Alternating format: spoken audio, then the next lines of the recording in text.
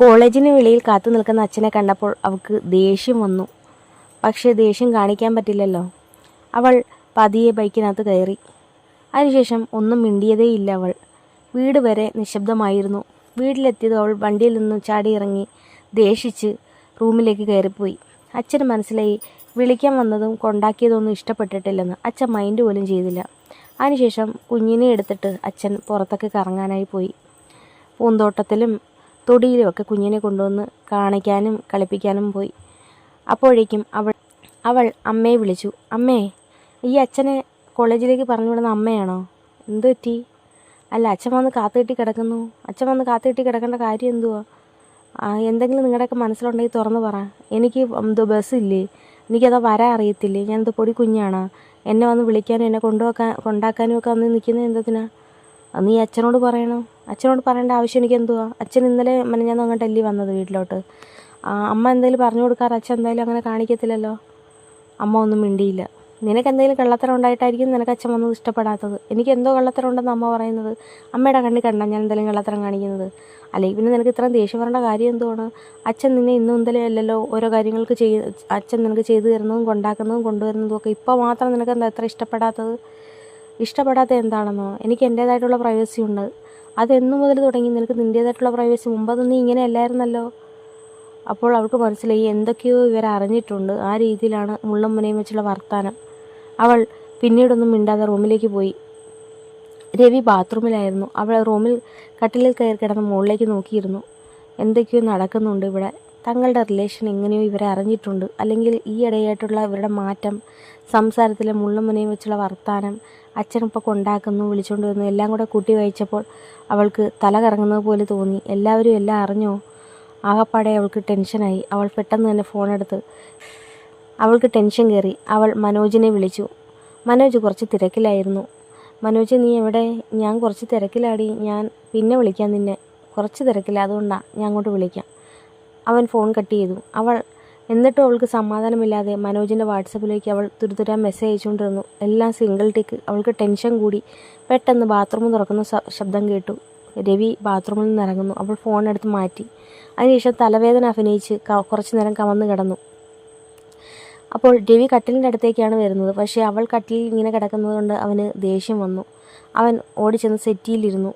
ഈ സെറ്റിയിൽ ഇരിക്കാൻ ഭാവിച്ചപ്പോൾ അവന് തോന്നി കുറച്ചു നേരം കിടക്കാമെന്ന്. അങ്ങനെ കാല് നിവർത്തിച്ച് അവൻ മുകളിലേക്ക് നോക്കി കിടന്നു. അവൾ സൈഡ് ചരിച്ചു വെച്ച് അവനെ നോക്കി. അവൻ സെറ്റിയിൽ കിടന്ന് മുകളിലേക്ക് നോക്കുന്നു. അവനിപ്പോൾ തന്നോട് മിണ്ടാറേയില്ല. തീർത്തും അവഗണിച്ച മട്ട്. താൻ അവനോടും മിണ്ടാറില്ല, മിണ്ടാൻ തോന്നുന്നതുമില്ല. മനോജിനെ കണ്ടതിന് ശേഷം തൊട്ട് രവിയെ കാണുമ്പോൾ ഒരുമാതിരി ദേഷ്യവും വെറുപ്പും ഒക്കെയാണ്. എന്താ കാര്യമെന്ന് എനിക്കറിയില്ല. ഇപ്പോൾ ഫുൾ ടൈം മനസ്സ് മുഴുവൻ മനോജാണ്. മനോജിനെ മറന്നൊരു ജീവിതമില്ല. ഒരുപക്ഷെ തൻ്റെ ജീവിതത്തിൽ ഏറ്റവും കൂടുതൽ സ്നേഹിക്കുന്നത് പോലും മനോജിനെയാണെന്ന് നമുക്ക് തോന്നിപ്പോയി. അവനില്ലാത്തൊരു ജീവിതത്തെക്കുറിച്ച് ചിന്തിക്കാൻ പോലും പറ്റുന്നില്ല. ഇന്ന് അച്ഛൻ വന്നതുകൊണ്ട് അവനെ കാണാനും സാധിച്ചില്ല. അവൾക്ക് എന്തോ ശ്വാസം മുട്ടുന്നത് പോലെ തോന്നി. മനോജിനെ കാണാത്തത് കൊണ്ടാണോ എന്തോ അവൾക്ക് വല്ലാത്ത വീർപ്പുമുട്ടൽ. കണ്ണുകൾ താനെ നിറഞ്ഞൊഴുകുകയായിരുന്നു.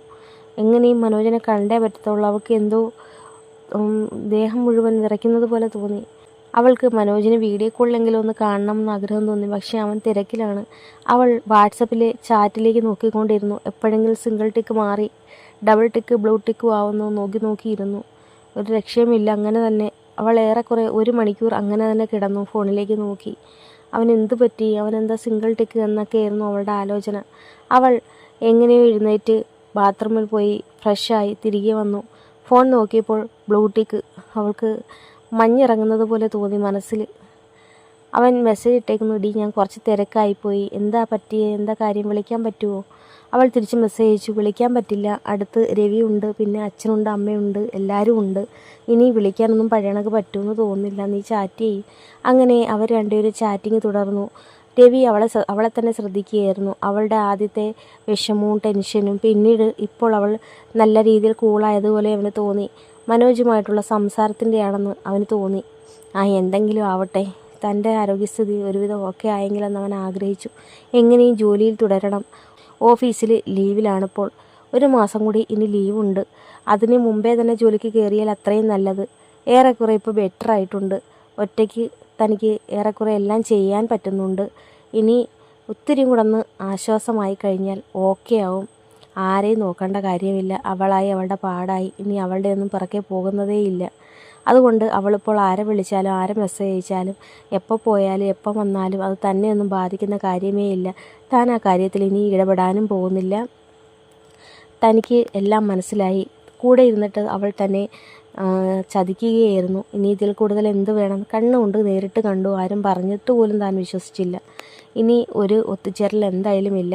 പിന്നെ ഈ വീട്ടിൽ താമസിക്കുന്നത് അത് കുറച്ചുകൂടി കഴിഞ്ഞിട്ട് അങ്ങ് മാറാം. അവൾക്ക് ഇനിയൊരു ജീവിതം വേണമെങ്കിൽ അത് താൻ ഇവിടെ താമസിച്ചാൽ കിട്ടുകയില്ല. എന്തിന് മറ്റുള്ളവർക്കൊരു വഴിമുടക്കിയായിട്ട് നിൽക്കണം? ഓഫീസിൽ ജോലിക്ക് കയറി കുറച്ചും കൂടെ കഴിഞ്ഞിട്ട് ഒരു വീട് വാടകയ്ക്കെടുത്ത് മാറണം. ഇനി തൻ്റെ വീട്ടിലേക്ക് പോകാനും ആഗ്രഹിക്കുന്നില്ല. അമ്മയുടെ മുള്ളും വിനയിച്ചുള്ള വർത്താനം സഹിക്കാൻ പറ്റില്ല. അത് രമ്യ ഉള്ളപ്പോഴേ ഉള്ളതാണ്. ആരുടെയും കുത്തുവാക്കും പരിഹാസവും സഹതാപവും ഒന്നും ഏറ്റുവാങ്ങാനുള്ളതല്ല തൻ്റെ ജീവിതം. ഇനിയെങ്കിലും ഞാൻ എനിക്ക് വേണ്ടി ജീവിക്കണം. ഇത്രയും നാൾ ഞാൻ മറ്റുള്ളവർക്ക് വേണ്ടിയാണ് ജീവിച്ചത്. ആദ്യം അച്ഛനും അമ്മയ്ക്കും വേണ്ടി ജീവിച്ചു. പിന്നീട് വയ്യാത്ത ഭാര്യയ്ക്ക് വേണ്ടി ജീവിച്ചു. പിന്നീട് കല്യാണം കഴിച്ചത് ഭാര്യയുടെ അനിയത്തി. പിന്നീട് അവൾക്ക് വേണ്ടി ജീവിച്ചു. അതിനോടൊപ്പം തന്നെ എനിക്ക് വേണ്ടിയിട്ടും എനിക്ക് ജീവിക്കണം അവൻ മനസ്സിൽ ഉറപ്പിച്ചു. ആർക്ക് വേണ്ടിയിട്ടും ഞാൻ താഴേണ്ട കാര്യമില്ല. ആരും തനിക്ക് വേണ്ടിയിട്ടും ഒന്നും ചെയ്തിട്ടില്ല. ആരും തന്നോടൊരു സഹതാപവും കാണിച്ചിട്ടുമില്ല. താൻ എല്ലാവരോടും സ്നേഹിക്കുകയും സഹതാപം കാണിക്കുകയും ചെയ്യണം. ഇനി അതൊന്നും വേണ്ട. രവി ഒരു പുതിയ രവിയായി മാറുകയായിരുന്നു. അങ്ങനെ രവിയുടെ ആരോഗ്യസ്ഥിതിയൊക്കെ ഓക്കെയായി. ജോലിക്കിറങ്ങേണ്ട സമയമായി. അപ്പോൾ നിങ്ങൾക്ക് ഇതുവരെ ഇഷ്ടമായെങ്കിൽ ലൈക്ക് ചെയ്യാനും കമൻറ്റ് ചെയ്യാനും സബ്സ്ക്രൈബ് ചെയ്യാനും മറക്കല്ലേ. ഞാനിതിൻ്റെ അടുത്ത ഭാഗവുമായിട്ട് വീണ്ടും വരുന്നതായിരിക്കും.